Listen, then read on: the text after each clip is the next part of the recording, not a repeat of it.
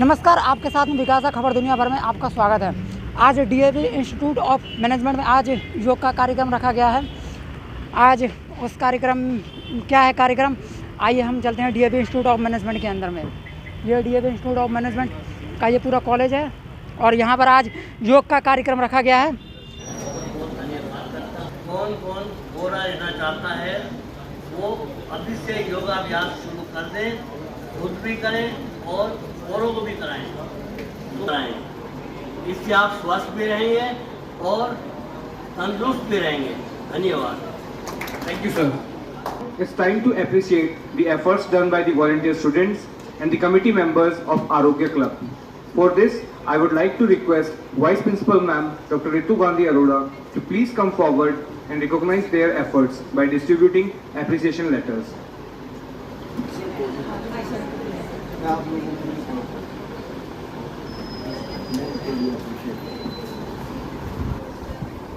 Madam Ritu Gandhi ji, आप जिन लोगों ने ये आज का कार्यक्रम किया है, ऑर्गेनाइज किया है, स्टूडेंट्स ने एफर्ट्स की है, उनको आप सम्मानित करें, उनकी एफर्ट्स को हम रिकॉग्नाइज करें, क्योंकि आज से बशीर साहब ने जैसे हमें एडवाइस किया है, under the banner of IQAC हमारी एक्टिविटी शुरू हो गई। ये बेटा मैं आपको इसलिए बता रहा हूँ कि your institution is going to be ranked by the NAAC team very shortly, और जिससे आपको ये फख्र महसूस होगा कि हरियाणा के अंदर your will be the first institution जिसको गवर्नमेंट रैंक करेगी। तो इसके लिए आपकी एफर्ट्स हमें बहुत ज़रूरी है, आपका स्वस्थ रहना बहुत ज़रूरी है। जो आज का लेक्चर है उसमें बेसिकली स्वस्थ रहना। सिर्फ एक चीज़ से मेरे डिफरेंस ऑफ ओपिनियन हो सकते हैं कि स्वामी जी ने भी कहा, भाटिया जी ने भी कहा, बहुत अच्छा लेक्चर था कि आप सारे सुंदर हो जाएंगे, आंखें सुंदर हो जाएगी, स्किन सुंदर हो जाएगा। मुझे उसी वक्त की चिंता होगी कि फेयर एंड लवली का क्या होगा, इतनी अच्छी कंपनियां खुली हुई है, क्या होगा। बेटा इसका सिर्फ एक ही जवाब है, सुंदर का मतलब शरीर से सुंदर होना नहीं होता, सुंदर का मतलब मन से सुंदर होना चाहिए। अगर आपकी लाइफ में सिलेक्शन है किसी भी चीज की, तो कभी किसी के चेहरे पे न जाओ, क्योंकि चेहरा कभी भी सच नहीं बोलता। मन सुंदर है तो जिंदगी सुंदर हो जाएगी, अगर चेहरा सुंदर है तो उसकी गारंटी है। आचार्य जी भी जानते होंगे, इस संसार के अंदर पूरे वर्ल्ड में आपने ये तो सुना होगा कि ये कंपटीशन होते हैं, मिस वर्ल्ड होते हैं ना। क्या कभी ऐसा कंपटीशन हुआ कि संसार का सबसे बदसूरत इंसान कौन है? सुना कभी आपने? मैं बताता हूं, इस संसार का सबसे बदसूरत इंसान, कद से भी छोटा, काले रंग का, और रंग भी काला ऐसा कि आदमी रीछ को देख के न डरे, उसको देख के डर जाए, इतना बदसूरत आदमी। और वो आदमी जिसकी शक्ल बेढंगी, नाक कैसा, आंखें कैसी, और वो दुनिया का सबसे सम्मानित व्यक्ति है। ना तो आज तक ऐसा कोई पैदा हुआ है, ना हो सकता है। मैं नाम बता देता हूं बेटा। आज से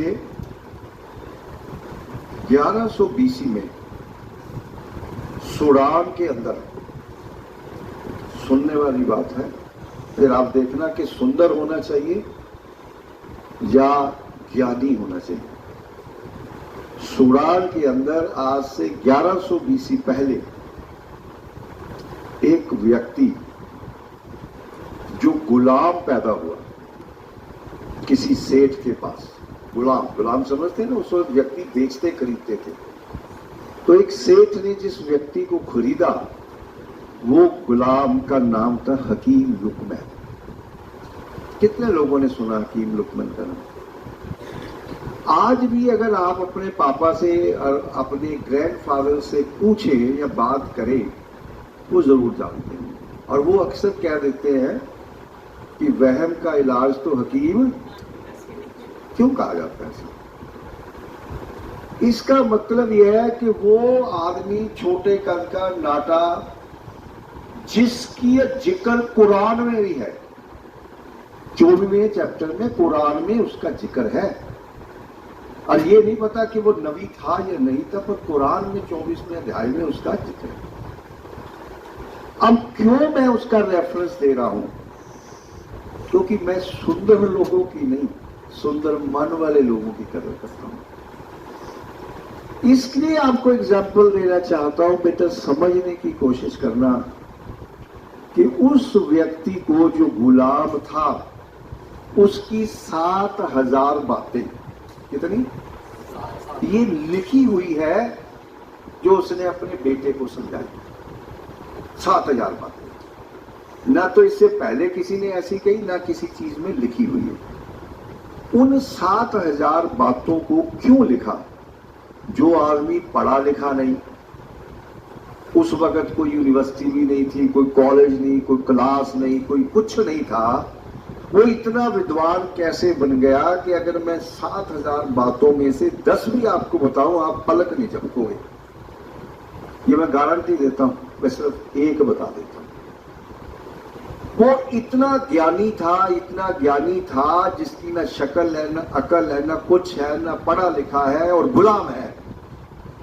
उस हकीम लुकमैन से खुदा ने पूछा कि मैं तेरी गुलामी से बहुत खुश हूं, तू बहुत ईमानदार शख्स है, मुझसे मांग क्या मांगता है? मैं 2 चीजें तुझे दे सकता हूं कि या तो मैं तख्त और ताज दे सकता हूं या आम आदमी की सेवा दे सकता हूं, क्या चाहिए? अगर मैं होता तो मैं कहता तख्ते ताज दे दे, आप यही कहते। उसने कहा नहीं, तो मुझे आम आदमी की खिदमत का मौका दे, तो उसने ये चुना। और सुनिए,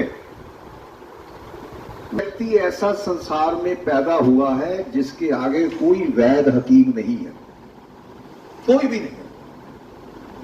उसको इतना ज्ञान था कि जब वो किसी पौधे को हाथ लगाता था तो पौधा ये बता देता था कि मेरा उपयोग क्या है। पत्ते को छूता था तो पत्ता बोलता था कि हकीम मेरा उपयोग इस काम में कर, क्योंकि उसको किसकी रहमत थी? खुदा की रहमत। तो ऐसा ही उस वक्त, ऐसा ही कुछ ऋषियों का नाम लिया, ऐसा ही उस वक्त 1100 BC में हमारे भी एक ऋषि पैदा हुआ। उस ऋषि का नाम था ऋषि चरक, ठीक है। अब हकीम लुकमैन के मन में एक बार आया कि ये ऋषि चरक क्या है, देखो तो सही, हिंदुस्तान में भी कोई ऐसा व्यक्ति पैदा हो गया। तो उन्होंने एक कागज, समझने वाली बात है, कागज चिट्ठी बना के सूडान से एक व्यक्ति को दी और कहा कि चरक ऋषि को दिया। अब सूडान से हिंदुस्तान का सफर 3 महीने का था और उसको कहा बस तूने एक ही काम करना है कि तुमने रात को जब सोना है तो इमली के पेड़ के नीचे सोना, जब सोना है तो इमली के पेड़ के नीचे सोना। मैं उस व्यक्ति का जिक्र कर रहा हूं जिसका हिंदुस्तान में भी नाम लिया जाता है। तो ये कहा जाता है कि एक ही दवाई बीमारी का इलाज उसके पास नहीं था, किसका? वहम का। वरना कोई भी दुनिया की बीमारी ऐसी नहीं थी जिसको वो ठीक नहीं कर रही। जब उसका अपना बेटा बीमार हो गया तो उसका ये इलाज था कि वो एक ही पूरी देता था, सिर्फ एक ही पूरी, सिर्फ एक पूरी, दूसरी नहीं देता था। जब उसका अपना एक ही पूरी से ठीक होता, कोई बीमारी, कैंसर हो, वैंसर हो, दुनिया भर की बीमारी, ये इतिहास कहता, मैं नहीं कह रहा। जब उसका अपना बेटा बीमार हुआ जिसको 7000 बातें कही उसने, तो उसको उसने 2 पूरियां दी। कितनी? क्योंकि पहली पूरी से वो ठीक नहीं हुआ, और जब दूसरी पूरी दी तो उसकी मृत्यु हो गई। पहला व्यक्ति जो हकीम 1000 साल से ज्यादा जिया, वो 1000 साल से, ये योग शक्ति थी। जब उसके बेटे की मृत्यु हुई तो उसने पूरी अपनी प्रयोगशाला की दवाइयां बांधी, गठली मारी और दरिया में फेंकने चला गया और ये कहने लगा कि ये नबी, ये खुदा, इसके बाद मैं इलाज नहीं करूंगा। अगर मैं अपने बेटे को ही ठीक नहीं कर पाया, वो भी 2 कुड़ियां देखी। मैं कितना विद्वान था, ये सिर्फ इतना बताने की कोशिश कर रहा हूं कि जैसे ही उसने समुद्र में अपनी पोटली फेंकने की कोशिश की तो फरिश्ता आ गया और कहने लगा, हकीम ये क्या कर रहा है तुम? बोले, जो अपने बेटे का हकीम इलाज नहीं कर पाया, 2 कुड़ियां दी, ठीक नहीं कर पाया, मैं दुनिया का क्या इलाज करूं? आज से मैं सब बंद कर रहा हूं। तो उस फरिश्ते ने हाथ जोड़कर उसको कहा कि हकीम ऐसा मत कर, गुनाह हो जाएगा, खुदा की तौहीन हो जाएगी और आगे से कोई हकीमों पे विश्वास नहीं करेगा। बोले, ऐसा क्यों ना करूंगा? मेरा बेटा मर गया और मैं इलाज नहीं कर पाया, दुनिया क्या कहेगी? बोले, तुझे किसने कहा कि तेरा बेटा इस इलाज की वजह से मरा है? उसकी सिर्फ उम्र ही इतनी थी, दवाई तो तेरी पहली भी ठीक थी, लेकिन हमने हलक से नीचे जाने ही नहीं दी, क्योंकि तू बीमारियों का इलाज कर सकता है, मृत्यु का नहीं। किसका कर सकता? बीमारियों का। मृत्यु का इलाज तेरे पास भी नहीं।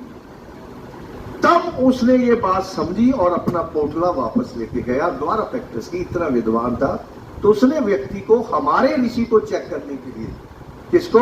चरक ऋषि को, व्यक्ति को भेजा, चिट्ठी बनाई, उसको दी। बोले, रात को सिर्फ तुमने इमली के पेड़ के नीचे सोना है, मैं जरा चरक को देखूं तो सही, चरक है क्या?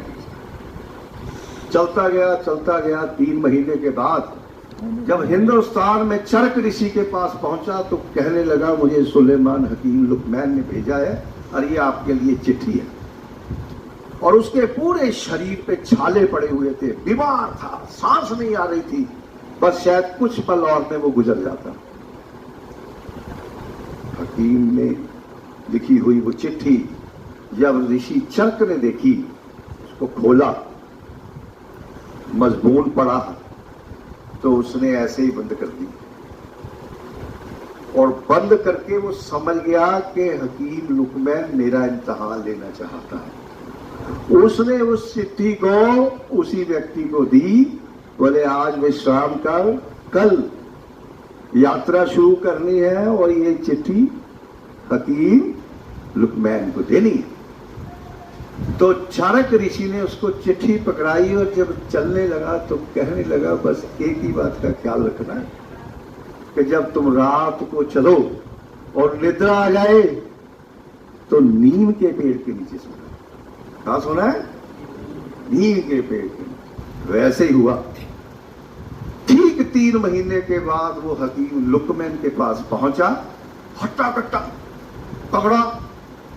अब ये सुलेमान हकीम को नहीं समझ आया कि ये क्या हो गया। उसने कहा कि कोई पैगाम भी भेजा है चरक ने? बोले, हाँ भेजा है। बोले, दिखाओ, ये लो।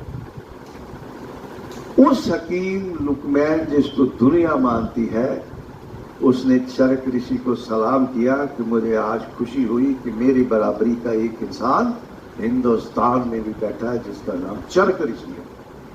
चिट्ठी में ना तो हकीम लुकमैन ने कुछ लिखा था और ना ही चरक ने लिखा, बस दोनों का आदान प्रदान हो गया ज्ञान का। तो ना तो ऋषि चरक इतने सुंदर थे और ना ही हकीम लुकमैन। तो सुंदर क्या था उनका? ज्ञान। सुंदर क्या था उनका? व्यवहार। सुंदर क्या था? दूसरों की सेहत का ख्याल रखना, दूसरों का मुफ्त इलाज करना, दूसरों को शिक्षा देनी और दूसरों का भला करना। इसलिए हकीम लुकमैन 1000 साल से ज्यादा जिंदा रह गए। तो मेरे दोस्तों, आज योगा करनी है तो उसका मकसद हमारा मन सुंदर हो, हमारा शरीर स्वस्थ हो और हमारे विचार सुंदर हो, इसलिए करनी है। तो हम ऋषि चरक को भी जय कहते हैं और हकीम लुकमैन को भी जय कहते हैं। मौका लगा तो उन 7000 में से कुछ 20-25 बातें जो अमल करने वाली है आपसे जरूर शेयर करूंगा, फिर मौका मिलेगा तो मैं madam vice principal Ritu Gandhi ji से रिक्वेस्ट करता हूँ कि वो आए और इन लोगों को जिन्होंने मेहनत की है इनामात एक सर्टिफिकेट के रूप में इनको होना है। Thank you, sir, for your golden words. दोनों लो photo video.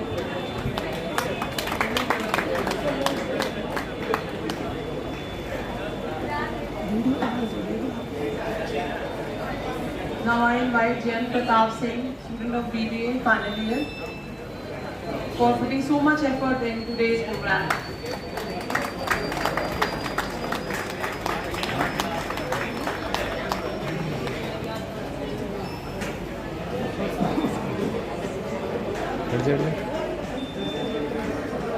Thank you, everyone. Now, I'd like to request Dr. Shobha Bhatia, convener Arogya Club, to present the vote of thanks.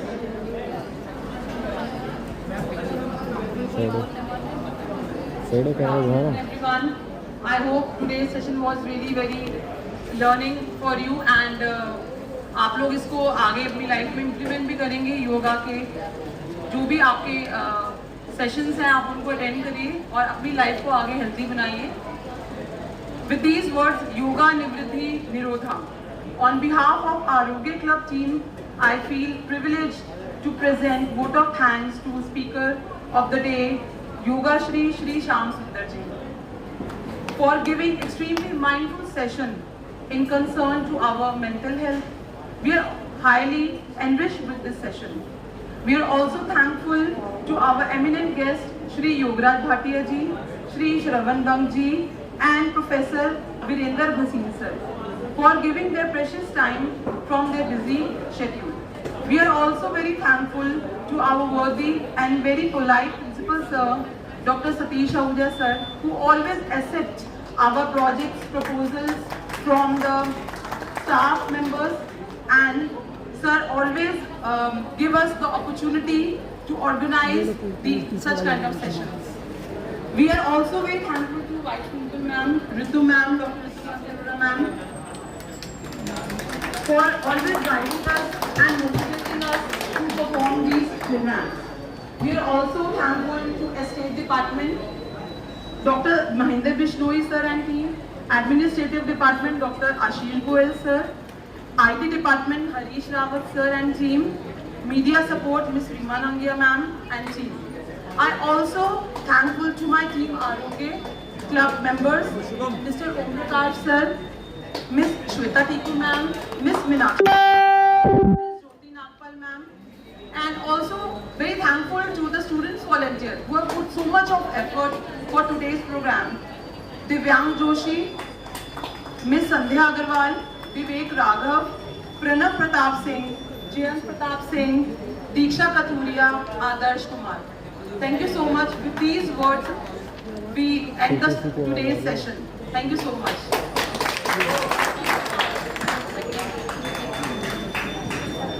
Now, I would like to request you all, please come forward for a group photograph. मैं Jayant Pratap Singh, BBA final year, and we just here for the आज़ादी का Amrit Mahotsav celebration. हमने आज योगा के बारे में रखा था कि योगा हमारे टीनेजर्स के लिए और हमारे बाकी सब लोगों के लिए कितना बेनिफिशियल हो सकता है। ऐज़ कि आजकल हमारा ट्रेंड है कि हम लोग जिम वगैरह या वेस्टर्न कल्चर को फॉलो करते हैं, बट एक्चुअल हम अपने कल्चर से पीछे हैं। हमें उसको एक्चुअली जानना है कि वो हमारे लिए कितना बेनिफिशियल हो सकता है। बताइए सर, योगा के बारे में सर आपने सर बहुत अच्छा सर बच्चों को सर बताया सर, देख रहा था सर, मैंने पूरा कार्यक्रम देखा है सर। क्या बताना चाहते हैं सर और हमारे चैनल के माध्यम से सर दर्शकों को सर बताएं। योग एक बहुत अच्छी परंपरा है। हम ऋषि परंपरा में पैदा हुए हैं, तो योग हर व्यक्ति को करना चाहिए। योग से हमारे शारीरिक, मानसिक और आत्मिक विकास होता है। तो मैं यहाँ आया हूँ इस DM इंस्टीट्यूट ऑफ मैनेजमेंट में, तो काफ़ी अच्छा लगा और सारे बच्चों ने प्रेरणा ली है कि ये आगे भी प्रतिदिन योग का अभ्यास करेंगे और अपने माइंड को शार्प करेंगे। और सर इसके अलावा सर आप सर किस कॉलेजों में सर आप बच्चों को सर आप जाते हैं सर योगों के बारे में सर आप शिक्षा देते हैं सर, इसके अलावा सर? इसके अलावा मैं इंटरनेशनल कॉलेज हैं KR मंगलम, इसमें गया हूँ, और यूनिवर्सिटी जो मोहनलाल सुखाड़ी यूनिवर्सिटी है वहाँ मैंने सेशन दिए हुए हैं। और हमने बहुत जगह यूनिवर्सिटी में लगो I have taught 10,000 people in last 10 year. So lot of student को हमने योगा सिखाया हुआ है, जिसमें मेडिटेशन, ट्रांसेंडेंटल मेडिटेशन पे भी हमने काम किया हुआ है। तो हम एक यही चाहते हैं कि हर घर घर में योग पहुँचे, लोग स्वस्थ रहें, बच्चों के मस्तिष्क अच्छे रहें। आज सबसे ज़्यादा हुआ है लोगों में स्ट्रेस हो रहा है, हम स्ट्रेस मैनेजमेंट क्लासेस चलाते हैं और कैसे हम ओबेसिटी को कंट्रोल कर सकते हैं उसकी क्लासेस चलाते हैं। हमारा योगा एंड मेडिटेशन सेंटर जो ESC है, तो वहाँ से हम क्लासेस भी प्रोवाइड कराते हैं। तो जो सज्जन वहाँ आके क्लासेस लेना चाहते हैं हम वहाँ पे भी इनको कराते हैं, और बहुत अच्छा एक एनवायरनमेंट रहता है जो योग के लिए बहुत अच्छा है। सर बीमारियों के बारे में सर एक बार जैसे कोरोना है सर, कोरोना के बीमारी को लेकर इम्यून सिस्टम जितना हमारा स्ट्रॉन्ग होगा, क्योंकि दुनिया में सिर्फ कोरोना ही एक बीमारी नहीं है, कोरोना के अलावा बहुत सारे वायरस हैं, लाखों वायरस हैं जो हमारे इम्यून सिस्टम पे अटैक कर रहे हैं। हमें उससे से लड़ना नहीं है कि हम उससे लड़ के जीत जाए, हमें अपनी पावर को इतना स्ट्रॉन्ग कर लेना है कि वो खुद हम पे अटैक करेगा तो हम उसके प्रभाव में नहीं आएंगे। इसके लिए हमें प्रतिदिन अभ्यास करना पड़ेगा, आयुर्वेद का सहारा लेना पड़ेगा, नीम, गिलोय, घनवटी, इनका हम इस्तेमाल करेंगे तो निश्चित ही हम कोरोना जैसी बीमारियों से मुक्त हो जाएंगे। और हम ही नहीं, पूरे हिंदुस्तान के लोगों को योग का अभ्यास करना चाहिए, जिससे कि हम योग से निरोगी भारत की एक संकल्पना है। आज़ादी का जो अमृत महोत्सव है, भारत सरकार का एक मूवमेंट है, हमें इसको सफल बनाना है। हर घर घर में योग का अभ्यास करना पड़ेगा तो हम निश्चित ही इस कोरोना जैसी बीमारी से निश्चिंत हो जाएंगे, हमें कोई भय और डर चिंता नहीं रहेगा। I am Diksha Kathuria from DAVIM। आज जैसे योगा का सर ने बताया, योगा के बारे में कितना समझ में आया आपको? जैसे कि प्रिंसिपल सर ने भी बताया, हाँ जी, उन्होंने भी बहुत ही अच्छे ढंग से समझाया। वो जो